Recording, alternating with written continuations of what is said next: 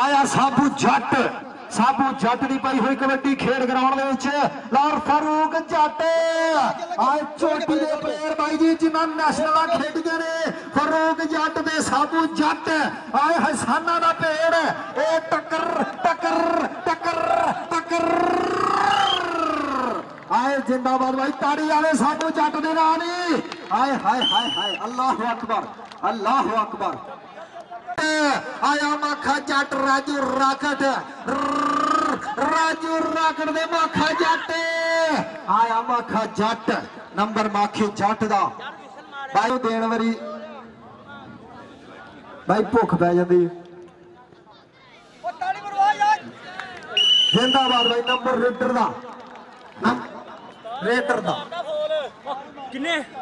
भाई मार होएगी पहले इधर तू मारया आसीर हो जाती हेलो मैरी टोबा